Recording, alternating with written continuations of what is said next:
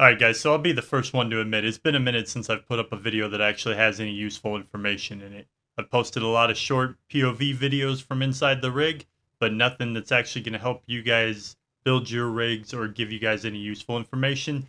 So today we're going to change that. As I've been upgrading my rig and posting stuff to Facebook and TikTok and everything, I've been getting some questions about how it is that I make my videos look so realistic. How it is that I make my videos look like this.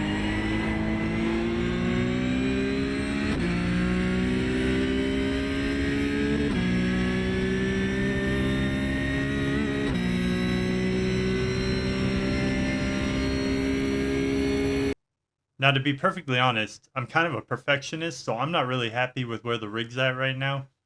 But I have seen tremendous improvement from some of the things that I've been doing. And it really comes down to two different things that make for a super immersive, realistic sim racing video. The first, of course, is how you build your rig and what you put into it. The other is what hardware, software, and everything else you use to put the videos together and film it. Um, these are two very cohesive pieces that have to come together. And I think I would be doing an injustice if I tried to cover all that in one video. So today what I'm going to do is I'm going to talk about the rig and how I built the rig and a lot of the modifications that I haven't really talked with you guys about or really shared on my YouTube channel. And then for the next video, I'm going to really dive into how I make my videos and some of the upgrades and changes I've done over the last couple months to be able to get where I'm at today. Alright guys, so I've gone ahead and booted up the sim rig so that I can walk you through some of the changes in it. Now right now I've got the ambient lighting turned to about the setting that I would normally use. We're going to go ahead and turn that up just so we can see some of the details in here. Now I like to run the ambient lighting obviously first off so that it gives that feel when you're cutting through the trees and stuff like you guys saw in that opening clip.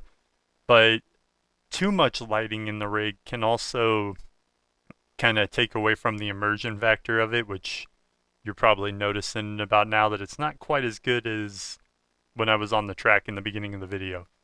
So a couple reasons for that. I mean, trying to custom build each little aspect of the car can be a little bit tricky, and there's going to be some gaps. I mean, you got around my fan vent here behind the box. I mean, there's holes, you know, and that kind of takes away from what the dash would be. You cut that lighting down just a little bit, all those holes kind of fade into the overall image. And same with like some of the paneling. It's all kind of intended to just kind of disappear into the image, like these panels and stuff. So if the lighting's too bright, then obviously that disappearing act isn't going to happen. So let's talk about paneling first off, because I think that's a big part of enclosing the rig. So up top, I do have some framed enclosure with kind of the same Alcantara looking stuff that I have down here. I use that on the roof. This is not the same material that's hanging down right here. This is temporary and literally just intended to block the light until I finish the rear roll cage that's going to lift that up a little bit and move the light off the screens.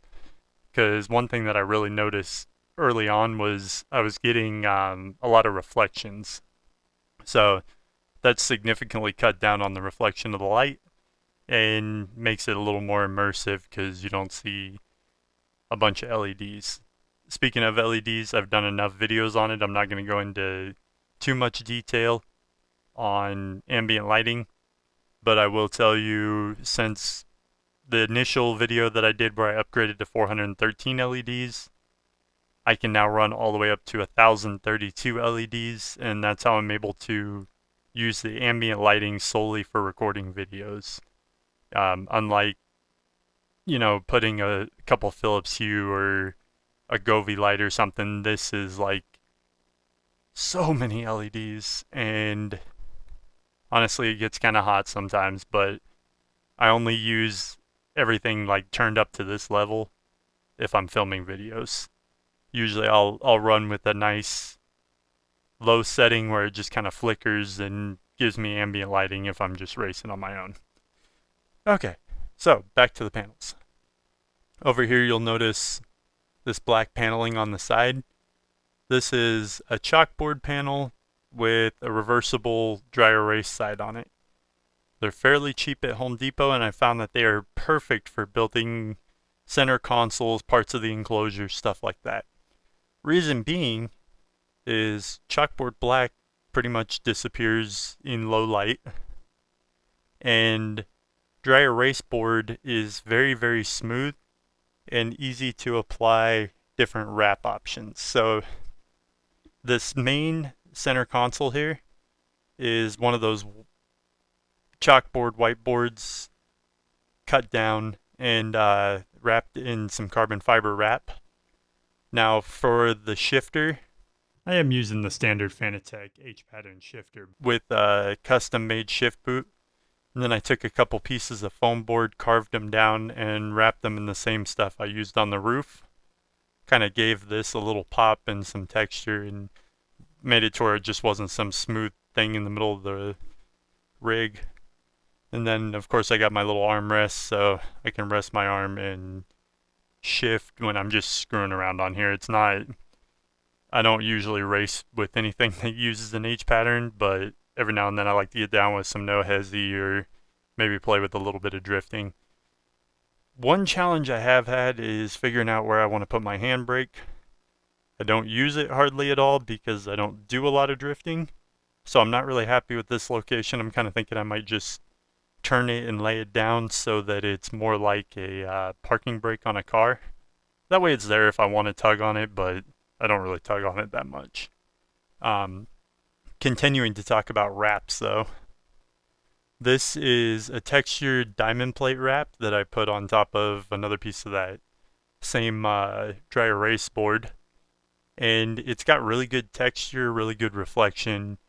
In this lighting, or even with the lights, the whole room lit up, it looks pretty legitimate. I don't know that it's going to be my permanent fix. I may at some point get real diamond plating, but this is like $16 for a ton of this versus, $100 it would take probably to lay a piece of diamond plating on here. So super affordable option if you guys want diamond plating.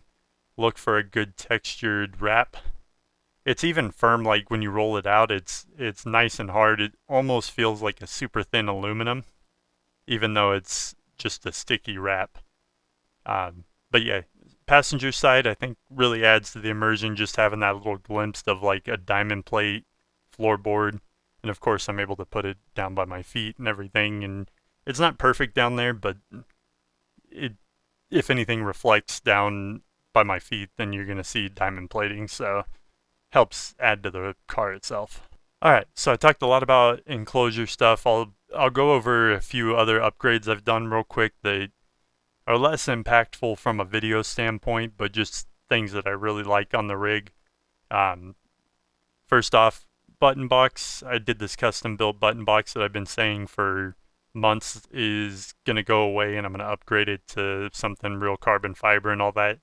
Problem is, I just can't seem to find something that I think is the right size to go here. This fills the spot really, really nicely, and I'm kind of happy with the overall size of it. So I haven't been in a big hurry to do that, and I may or may not just change some of the faceplate and stuff on this and keep using it or find a way to firm it up. The screen is a new upgrade. This is an 8.8-inch touchscreen that I've done a custom dash for. Now, this resolution is 1920 by 480, so it's outside of normal, so it did require me to actually go in and make my own. It's pretty cool though. I mean, I've got my gear select position. There's a little shift light that pops on, typical dash stuff. I went ahead and where my map goes, I threw a little Google Maps thing to just kind of make it look a little more realistic, 'cause, that's what you would see in a normal car. Few little gadgets. People ask me about the wind sim. Thing is, it's just controlled speed. I can set it to whatever I want. It's not intended to simulate wind. I do a lot of GT3. I don't really do F1. So I wouldn't have wind on my face from outside the car.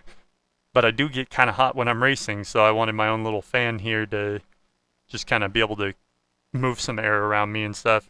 So that's a cool upgrade, pretty cheap. I dig that. And then one thing that I won't be able to show you guys that I did add on is some Dayton bass shakers. They're not as good as like the butt kickers and stuff that I've had in the past, so I'm not gonna make a big deal out of those, but there is a couple of them on here.